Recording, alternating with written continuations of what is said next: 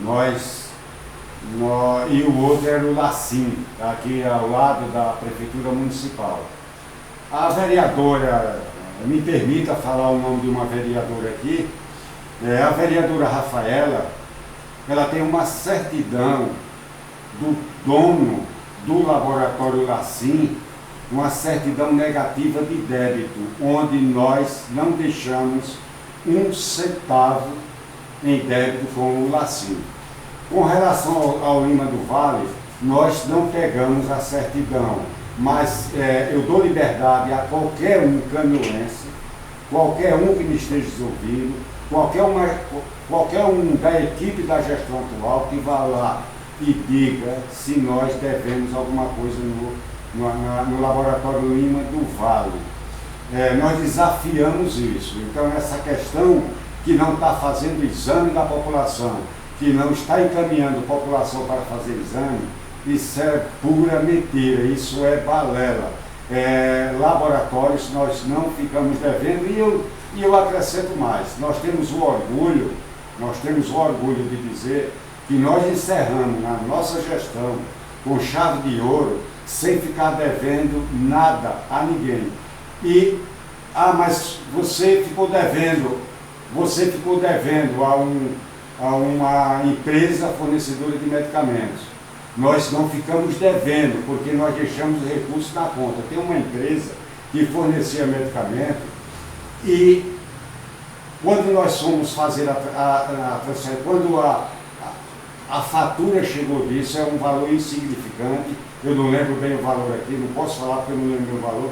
No dia 30 de dezembro, a empresa comunicou que só aceitava o TED porque transferência não podia fazer mais por conta do feriado bancário em 30 de dezembro, e a empresa só aceitava um TED, que é a transferência eletrônica de débito, só aceitava um TED se fosse com identificação de quem estava fazendo essa transferência.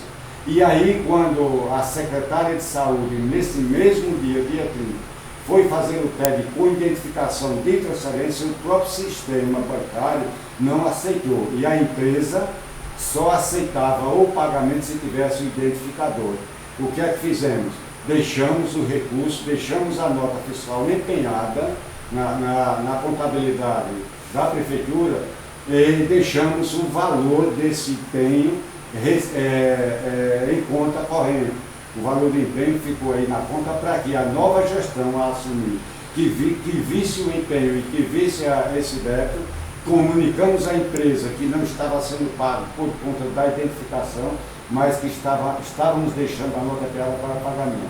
Se a gestão também fez o pagamento, eu não sei. Agora, ficar devendo a servidor, ficar devendo a fornecedor, nós temos o orgulho de dizer que a administração de Álvaro não ficou devendo um centavo a ninguém, nem a fornecedor, nem a servidor. Quase em frente aqui à prefeitura municipal ali, tem um posto de saúde com placa de reforma, com gasto aí previsto de R$300 mil, aproximado, né? Por qual motivo essa obra ainda não foi concluída? Ali é o centro de saúde, o principal centro de saúde do município de Lagoa da Canoa, e ele sofreu uma reforma ainda em 2010 ele sofreu uma reforma, mas ele ainda, em função do aumento da população do município e da procura pelo serviço básico dentro do centro de saúde, nós fizemos um convênio com o Ministério da Saúde para reformar, ampliando mais uma vez aquele centro de saúde. É verdade, o convênio é da ordem de 300 e poucos mil reais, eu não lembro bem o valor desses poucos mil reais. Fizemos os trâmites legais. O que é os trâmites legais? É processo licitatório, parte de engenharia, tudo isso. E o Ministério da Saúde liberou uma parcela no valor de 60 mil reais, o valor do convênio todo, como a gente falou, é em torno de 300 e poucos mil reais. O Ministério da Saúde liberou a parcela no valor de 60 mil reais. Quem ganhou o processo licitatório, o vencedor do certame, foi uma empresa aqui de Itraipu, fala até o nome, o Marquinhos, que é uma empresa conhecida por Marquinhos. Ele ganhou o processo licitatório e nós ficamos cobrando a realização, o início da obra. Quando estávamos próximos já de terminar, de encerrar o mandato, o Ministério da Saúde, nós renovamos, está me fugindo agora, pedimos renovação do prazo ao Ministério da Saúde, ele nos atendeu isso e exigiu que se pusesse uma placa da reforma e que desocupasse o prédio. Desocupem o prédio e façam a implementação da praça. Para isso, nós alugamos uma casa aqui vizinho à maternidade para que o PSF que funcionava desse centro de saúde fosse levado para lá e comunicamos ao vencedor do certame para que desse imediatamente o início à obra. A verdade é que a empresa não começou a obra, ela não começou, cobramos isso e ela não iniciou, não deu início a essa obra, mas os recursos liberados para o início da obra deixamos também em conta do município. Eles não foram utilizados nem foram pagos em empreiteira porque nada foi feito nessa reforma desse centro de saúde. Os recursos ficaram aí na conta. E foi o único valor que o Ministério da Saúde liberou para essa construção. Quem administrou esse projeto foi o Renildo, ele é servidor da Secretaria de Saúde, fazia parte da nossa equipe, o nosso amigo Renildo, ele é administrador e nós cobramos muito ao Renildo. Renildo, vamos cobrar a empreiteira para que não dá tempo a gente concluir, não dá tempo a gente fazer, mas vamos cobrar para que ele dê pelo menos início à obra. E o Renildo ficou batendo em cima dessa tecla, cobrando, e a construtora, eu sugeri até na época, abrir um processo para que responsabilizasse a empreiteira, para que desse início à obra, né, responsabilizando ela, da inadimplência que ela estava. Mas nós não concluímos a obra, fizemos tão somente a pôr a placa e desocupar o prédio, mas deixamos recursos em conta para que a obra fosse iniciada na gestão atual, porque quando você aplica essa parcela que foi liberada pelo Ministério, quando você emite os relatórios comprovando a aplicação de recursos, é que o Ministério da Saúde libera nova parcela para que dê andamento na obra. Agora vamos falar da questão das ambulâncias, né, que é um grande problema aqui em Lagoa da Canoa, né? Eu acho que é um dos maiores problemas da área de saúde aqui na Canoa hoje, essa falta de transporte, tanto para pacientes que fazem tratamento, quanto para socorrer mesmo a população, né? Na sua gestão, o que você fazia para cobrir essa necessidade básica de transporte desses pacientes em tratamento ou para pronto atendimento, já que o município só tem 2 ambulâncias? Muito bem, já que a gente está falando em transporte, então vamos falar não tão somente de ambulância, vamos falar do transporte como um todo. Pode ser, Luiz? Pode sim. Eu lembro perfeitamente que em 2005, quando nós assumimos a prefeitura de Lagoa da Canoa, vou fazer uma retrospectiva aí, quando eu digo nós assumimos, o Jairzinho, prefeito, e eu, secretário dele. Nós encontramos uma frota nesse município, pra você ter uma ideia, eu lembro disso, eu tenho isso documentado. Nós encontramos um veículo Santana, uma caminhonete S10 totalmente depredada, inclusive com o banco traseiro dela lotado de cimento, que era servia para carregar cimento. Só uma dúvida minha, a prefeitura era de quem antes do Jairzinho Lira? A prefeitura era da população, né? Você falou, era de quê? Era da população. Não, o gestor, quem era o gestor? O gestor da época era doutor Lauro Fonseca.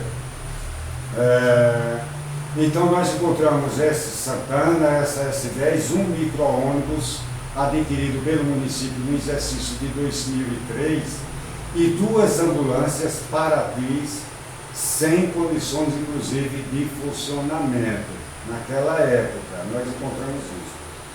E começamos a ver que aquilo ali era insuficiente para que a equipe de gestão fizesse um trabalho dirigido à população porque necessitava de meio de transporte e de veículo para que atendesse a população. E começamos a buscar alternativas e adquirimos um veículo novo, já dois, aliás, se não me engano, foi outro S10 e um Fiat Uno logo no início da gestão, para suprir um pouco a necessidade. Depois adquirimos dois ônibus e fomos equipando o município para que, como eu disse, o município tivesse condições de ofertar o melhor trabalho ao usuário do serviço público. Quando nós assumimos, agora eu já chego a mim, quando nós assumimos em 2013, janeiro de 2013, nós ainda tínhamos deficiência da frota para que desse um melhor atendimento à população e buscamos alternativas. Nós trouxemos serviços para a Lagoa da Canoa, para você ter uma ideia, nós temos uma pá carregadeira.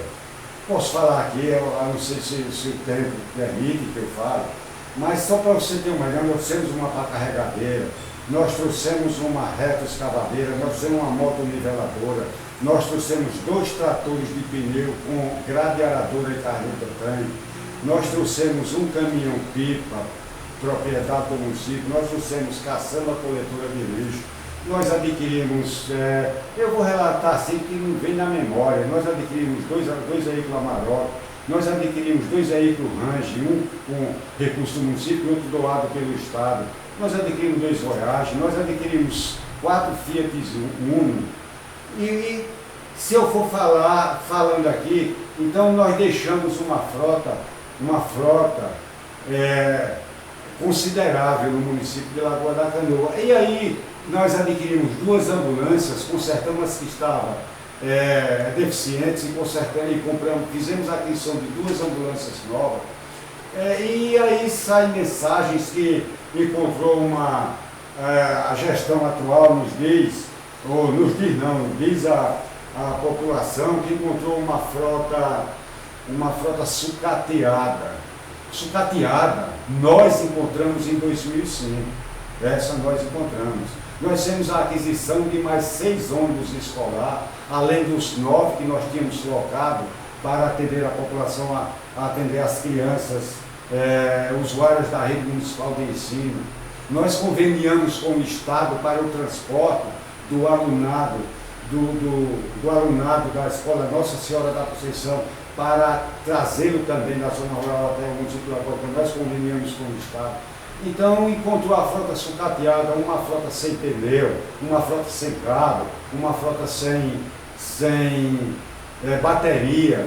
Ninguém é idiota para deixar um mandato e tem necessidade de tirar um cabo de um veículo, não tem necessidade de tirar uma bateria de um veículo, tirar um pneu de um veículo. Pelo contrário, 20 dias antes de entregarmos o mandato, nós fizemos uma aquisição.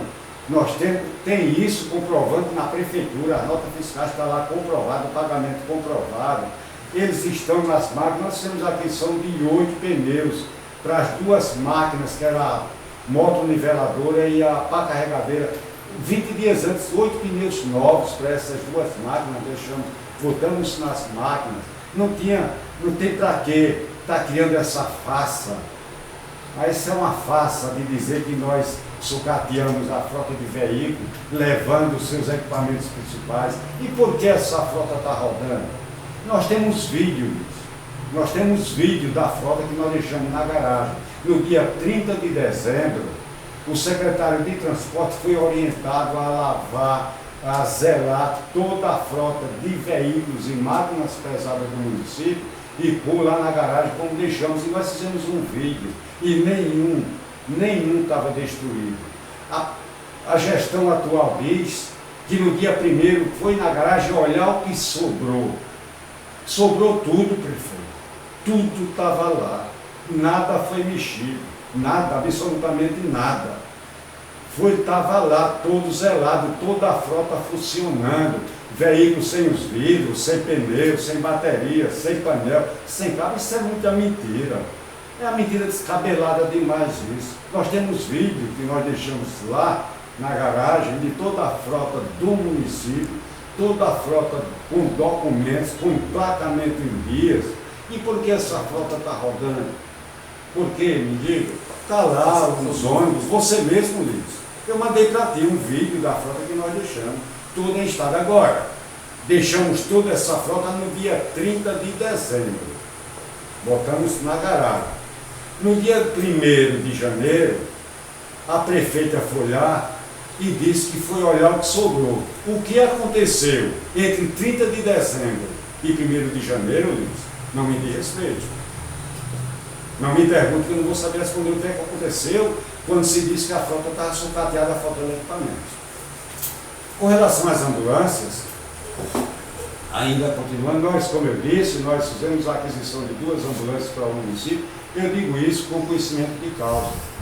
Eu não estou precisando ir buscar relatório para ler aqui o que aconteceu, o que nós fizemos pelo município. As ambulâncias funcionavam. A maternidade não faltava médico, como não faltava médico nos PSF do município. São 6 PSF que o Lagoa da Canoa tem, não faltava médico. A maternidade funcionava 24 horas com plantões médicos. Nunca faltou 2 ambulâncias na porta da maternidade. Por quê? A ambulância não podia sair dali porque, como bem se diz, é uma emergência. Tem que ter socorro. Se algum paciente chegar, houver a necessidade de transferência imediata, a ambulância estava lá no plantão. Quando não tinha as 2 lá, mas pelo menos uma tinha.